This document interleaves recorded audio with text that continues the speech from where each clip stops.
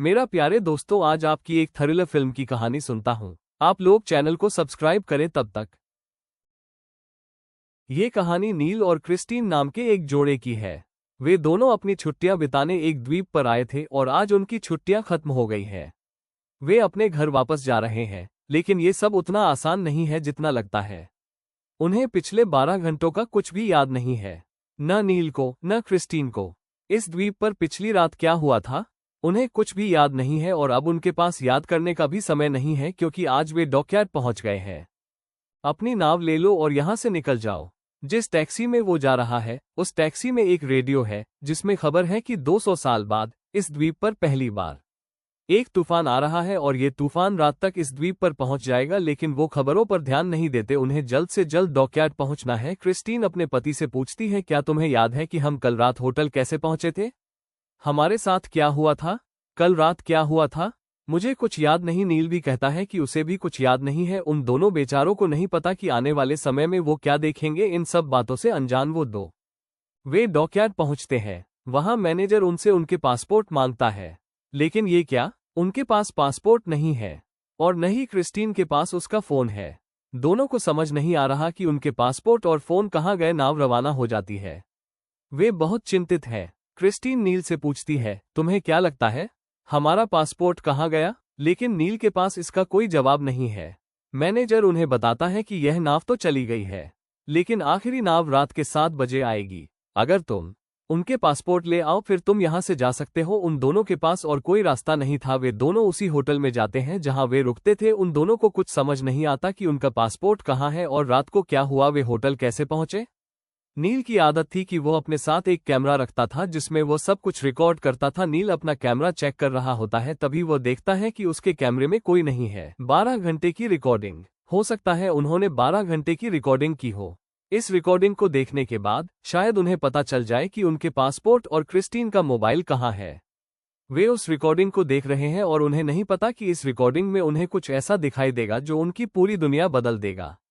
उन रिकॉर्डिंग में सब कुछ दिखाई दे रहा है कि नील और क्रिस्टीन बीच पर घूम रहे हैं, खाना खा रहे हैं।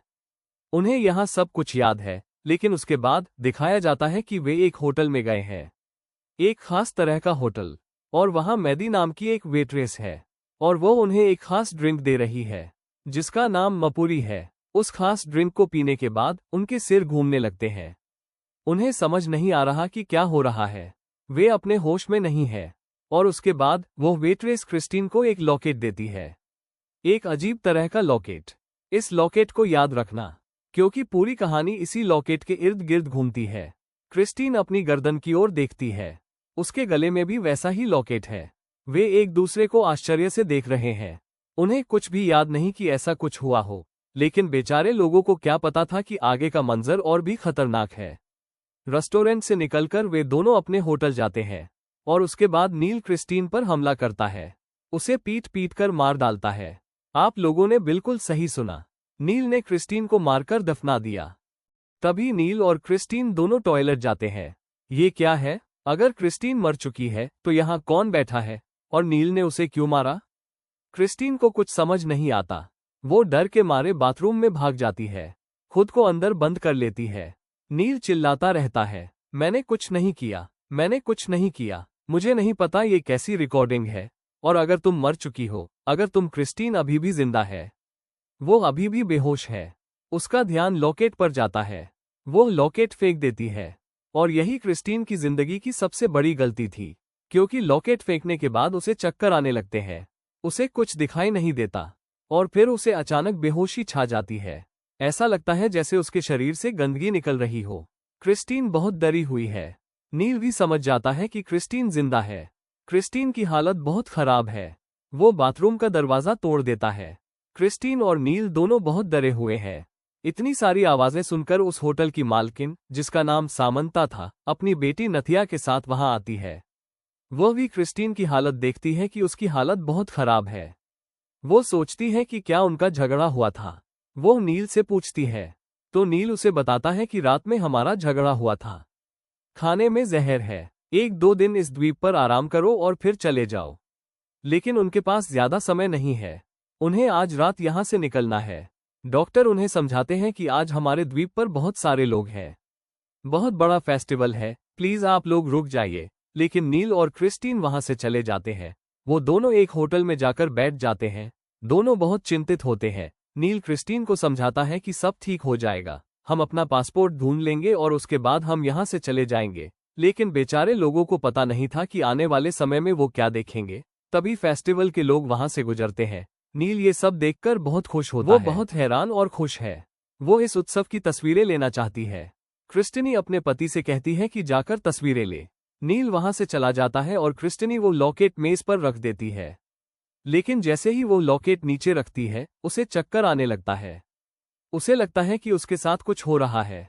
वो अंदर खड़े होने की हिम्मत नहीं जुटा पा रही है। वो किसी तरह बाथरूम की तरफ जाती है और फिर बेहोश हो जाती है और जब आंखें खोलती है तो क्रिस्टीन अपने सामने कुछ ऐसा देखती है कि उसकी रूह तक कांप जाती है। वो देखती है कि उसके सामने बहुत सारे लोग हैं, या यूं कहूं कि बहुत सारे मरे हुए लोग हैं जिनके चेहरे और आंखें बंद हैं। आप लोगों ने बिल्कुल सही सुना, उनके चेहरे और आंखें दोनों बंद हैं। क्रिस्टीन अपने पति पर चिल्ला रही है, तुम कहाँ हो, मुझे बचाओ। लेकिन कोई भी उसे बचाने नहीं आ रहा है। और इन सबके अलावा नील उत्सव में सबकी तस्वीरें ले रहा है। तभी उसकी नज़र एक गुड़िया पर पड़ती है और उस गुड़िया में एक लड़की की तस्वीर है। और वो तस्वीर क्रिस्टीन जैसी दिखती है। उसे समझ नहीं आता कि इस गुड़िया में क्रिस्टीन की तस्वीर क्यों है। लेकिन वो इस सब पर ध्यान नहीं देता। वो वापस आ जाता है कि क्रिस्टीन वहां नहीं है। वो चिंतित हो जाता है। वो इधर उधर देखता है, फिर देखता है कि क्रिस्टीन बेहोश है। वो क्रिस्टीन को उठाता है। क्रिस्टीन को होश आता है और वो उसे सब कुछ बताती है। अब नील और क्रिस्टीन दोनों बहुत डरे हुए हैं। क्रिस्टीन रो रही है कि पता नहीं हमें क्या हो गया, हम यहां से निकल पाएंगे भी या नहीं। तभी क्रिस्टीन का ध्यान वेट्रेस की तरफ जाता है। याद है वो मैडी जिसने उसे वो ड्रिंक दी थी। क्रिस्टीन को देखते ही भाग जाती है। क्रिस्टीन अपने पति को समझाती है कि उसके पास हमारा पासपोर्ट जरूर होगा, चलो उसके पीछे चलते हैं। वे दोनों उसका पीछा करते हैं और उसका पीछा करते हुए दोनों वे एक टैटू की दुकान पर जाते हैं जहां एक महिला टैटू बनवा रही है। उसका नाम कांदा है। वो क्रिस्टीन और उसके गले में लॉकेट देखती है। वो क्रिस्टीन से कहती है, शुक्रिया, तुम हमारी मदद कर रही हो। क्रिस्टीन को समझ ही नहीं आता कि वो मुझे शुक्रिया क्यों कह रही है। टैटू बनाने वाला आदमी भी जाग जाता है और क्रिस्टीन को धन्यवाद देता है। नील और क्रिस्टीन को कुछ समझ नहीं आता, लेकिन अब उन्हें मैडी के पीछे जाना होगा। वे कांदा से मैडी के बारे में पूछते हैं और कांदा उन्हें मैडी के बारे में सब कुछ बता देती है। आखिरकार वे मैडी के रेस्टोरेंट पहुंच जाते हैं। लेकिन ये क्या, मैडी उन्हें देखकर डर जाती है। मैडी उससे पूछती है कि तुम उसे इतने ध्यान से क्यों देख रही हो। वो अंदर जाता है और फिर मैडी अपना पासपोर्ट नील को देती है और कहती है कि तुम लोग इसे कल यहीं भूल गए थे। क्रिस्टीन पूछती है कि मेरा पासपोर्ट और मोबाइल कहाँ है। मैडी कहती है कि मेरे पास कुछ भी नहीं है, बस यही था। क्रिस्टीन अब गुस्सा होने लगी है। वो मैडी से पूछती है कि तुमने हमें कल रात क्या दिया था कि तुमने इसके लिए कहा था। यह एक खास तरह का पेय है जो इंसान की आत्मा को शुद्ध करता है। तुम्हारी आत्मा शुद्ध हो गई है और तुम हमारी कितनी मदद कर रहे हो। अब ये सुनकर क्रिस्टीन का दिमाग टूट गया। वो चीखी, तुम क्या कह रहे हो? तुम मदद कर रहे हो? मैं किसी की मदद नहीं कर रही। मुझे और मेरे पति को यहाँ से निकलना होगा। लेकिन इससे पहले कि क्रिस्टीन कुछ कह पाती, उसने और नील ने ये देख लिया कि वहां के सभी लोग क्रिस्टीन के पास आते हैं और वे क्रिस्टीन को ध्यान से देख रहे हैं। नील और क्रिस्टीन को बहुत अजीब लगता है। वे वहां से भाग जाते हैं, लेकिन मैडी चिल्लाती रहती है, जाओ, जहां तक जाना है जाओ, तुम्हें यहां वापस आना होगा। क्रिस्टीन को समझ नहीं आता कि इस दुष्ट द्वीप में क्या हो रहा है। वह बाहर आती है तो वहां के बच्चे भी क्रिस्टीन को देखते उसे धन्यवाद कह रहा है। उसे समझ नहीं आ रहा कि क्या हो रहा है। वे दोनों होटल लौट आए। नील क्रिस्टीन को बताता है कि सामंथा का दोस्त एक नाविक है, वो हमें यहां से बाहर ले जाएगा। क्रिस्टीन बहुत खुश है कि आखिरकार वह इस शापित द्वीप से बाहर आ रही है। नथिया नील को बाहर ले जाती है और सामंथा क्रिस्टीन से बात कर रही है। क्रिस्टीन उससे पूछती है कि तुम इस द्वीप पर कैसे आए। सामंथा उससे कहती है, तुम्हें पता है मुझे कैंसर था। सभी डॉक्टरों ने कहा था कि मैं बच नहीं पाऊंगी। फिर मुझे इस द्वीप के बारे में पता चला। इस द्वीप पर आने के बाद सारी बीमारियां ठीक हो जाती है। मैं इस द्वीप पर आई और उसके बाद मेरा कैंसर ठीक हो गया। इसलिए मैं ये द्वीप नहीं छोड़ना चाहती। तुम्हें भी नहीं जाना चाहिए। लेकिन क्रिस्टीन को इन सब बेकार की बातों में अपना समय बर्बाद नहीं करना चाहिए। वो अपने पति के पास जाती है। नील कहता है कि 5 मिनट में हम यहां से निकल जाएंगे। क्रिस्टीन नील से अपना फोन मांगती है और फिर क्रिस्टीन चली जाती है। उसे अपनी बहन को फोन करना था, लेकिन बेचारी को नहीं पता कि इस कहानी का सबसे डरावना मोड़ अब आने वाला है। वो नील का फोन चला रही होती है, लेकिन तभी उस फोन में अपने आप एक वीडियो चालू हो जाता है और वो वीडियो किसी और का नहीं बल्कि नील का होता है। उस वीडियो में नील कह रहा है कि हम दोनों यहाँ फंस गए हैं और अब हम दोनों नहीं बचेंगे, हम दोनों यहीं मर जाएंगे। क्रिस्टीन को समझ नहीं आता कि नील ने यह वीडियो कब रिकॉर्ड किया। वो नील की तरफ देखती है, नील खुद को मार रहा होता है। वो खुद को मार लेता है। क्रिस्टीन चीखती है और बेहोश हो जाती है। जब उसकी आंखें खुलती हैं तो सामंथा उसके सामने होती है। वो सामंथा से पूछती है, मेरा पति कहाँ है? नील कहाँ है? सामंथा कहती है, नील वो यहाँ से बहुत देर से गया हुआ है। तुम यहाँ अकेले थे और तुम वहाँ बेहोश पड़ी थी। वहाँ एक पुलिसवाला भी आया था जो क्रिस्टीन से सवाल पूछ रहा है, तुम ठीक तो हो? क्रिस्टीन कहती है, मेरे पति नाव के पास बेहोश पड़े थे। पर ये क्या है? वहाँ न तो कोई नाव है, न ही कोई नाविक, और हद तो ये है कि वहाँ पानी भी नहीं है, जमीन है। ये सब क्या हो रहा है? क्रिस्टीन को कुछ समझ नहीं आता। वो सामंथा को मेरे साथ कुछ करने के लिए मनाने की कोशिश करती है, कुछ तो चल रहा है, और ये सब उस घिनौने ड्रिंक और इस घिनौने लॉकेट की वजह से हो रहा है। प्लीज मेरा यकीन करो। सामंथा उसे समझाती है कि सब ठीक हो जाएगा, प्लीज तुम थोड़ा आराम करो। क्रिस्टीन को कुछ समझ नहीं आ रहा था क्या होगा, पर बेचारी लड़की को क्या पता था कि ये तो बस शुरुआत है। कुछ देर बाद सामंथा वहां आ जाती है और वो चिल्लाती है कि देखो, नील का फोन आया है, वो शहर खत्म हो गया है और वो तुम्हारे शहर का इंतजाम कर रहा है, तुम आकर बात करो। क्रिस्टीन फोन उठाती है, पर ये क्या? सामने कोई नहीं है। सामंथा उसे बताती है कि शायद नेटवर्क चला गया है। क्रिस्टीन को कुछ समझ नहीं आ रहा, उसकी आवाज उसे बहुत बुरा लग रहा है। सामंथा क्रिस्टीन को समझाती है कि मेरे साथ डॉक्टर के पास चलो। क्रिस्टीन डॉक्टर के पास जाती है और डॉक्टर क्रिस्टीन को बताता है कि वो मां बनने वाली है। ये रही सामंथा की खबर और वहां सब लोग खुश हैं। वे इतने खुश क्यों हैं? इसका क्रिस्टीन के बच्चे से क्या लेना देना है? क्रिस्टीन समझ जाती है कि कुछ गड़बड़ है। वो वहां से भाग जाती है। उसे बस किसी भी तरह अपने पति को ढूंढना था और यहां से निकलना था। आखिरकार वो सबसे बचकर खाई के पास पहुंच जाती है। क्या तुम्हें वो खाई याद है? टैटू वाली लड़की क्रिस्टीन मदद मांगती है, कृपया मेरी मदद करें, कृपया। वो ये भी देखती है कि कांदा का बेटा बहुत बीमार है। कांदा उससे कहती है, ठीक है मैं आपकी मदद करूंगी, लेकिन बदले में आपको मुझे ये लॉकेट देना होगा। क्रिस्टीन उससे कहती है, ठीक है, अगर तुम मुझे और मेरे पति को यहाँ से ले जाओ तो मैं तुम्हारी बात मानूंगी। वो तैयार होकर क्रिस्टीन को अपनी जिंदगी का सबसे भयानक सच बताती है। तुम लोग ध्यान से सुनो, क्योंकि यह सच तुम्हें भी जगा देगा। वो क्रिस्टीन से कहती है कि तुम जिंदा नहीं हो, तुम मर चुकी हो। तुम मर चुकी हो, तुम्हारे पति ने तुम्हें मार डाला। क्रिस्टीन कहती है, क्या तुम पागल हो? अगर मैं मर चुकी हूं तो ये कौन है? मैं कैसे खड़ी हूं? मैं कैसे सांस ले रही हूं? और मेरा पति नील मुझे क्यों मारेगा? वह मुझसे बहुत प्यार करता है। कांदा उसे समझाता है कि याद रखो, वो ड्रिंक जो मैदी ने तुम दोनों को दी थी, उस ड्रिंक को देने के बाद तुम सामने वाले के दिमाग को नियंत्रित कर सकते हो। इसलिए उन्होंने नील के दिमाग को नियंत्रित किया ताकि वो तुम्हें मार सके। लेकिन क्यों? वे उसे क्यों मारना चाहते थे? धैर्य रखो, धीरे धीरे सारे राज खुल जाएंगे। उसके बाद कांदा क्रिस्टीन से कहती है कि तुम्हारे गले में जो लॉकेट है वो एक खास तरह का लॉकेट है जो तुम्हें इंसानों की दुनिया से दूर कर रहा है। तुम जिन लोगों को देखती हो, जिस आत्मा को देखती हो, वो तुम्हें इस लॉकेट को उतारने के बाद ही दिखाई देता है। क्योंकि जब तुम इस लॉकेट को उतारती हो तब तुम आत्माओं की दुनिया तक पहुंचता है। इस लॉकेट में वो शक्ति है जिससे मरे हुए लोग भी जिंदा हो सकते हैं। इसलिए मुझे अपने बेटे के लिए ये लॉकेट चाहिए ताकि मेरे बेटे की सारी बीमारियां ठीक हो जाएं। और उसके बाद कांदा उसे बताती है कि द्वीप पर सभी लोग तुम्हारे साथ हैं, चाहे वो डॉक्टर हो या कोई और।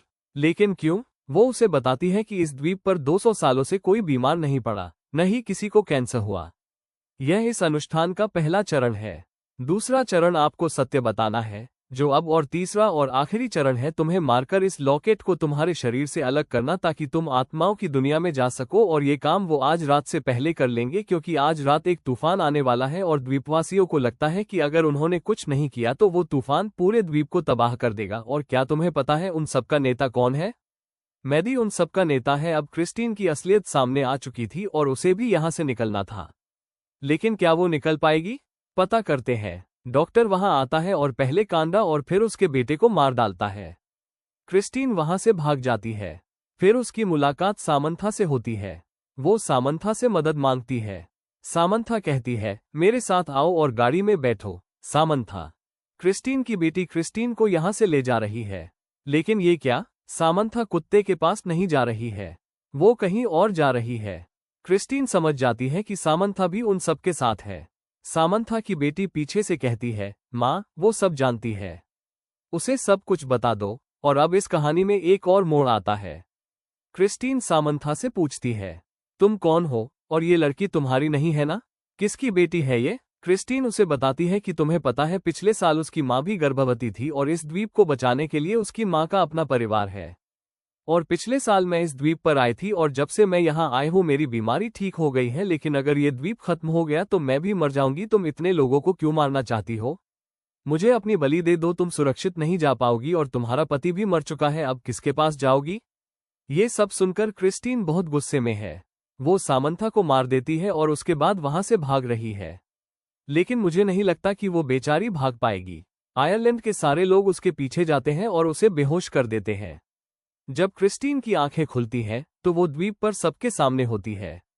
उस डॉक्टर, उस पुलिस वाले, सामंथा की बेटी, द्वीप पर मौजूद सभी लोगों को याद करो। अब वे क्रिस्टीन को मारना चाहते हैं, वे उसे मारना चाहते हैं।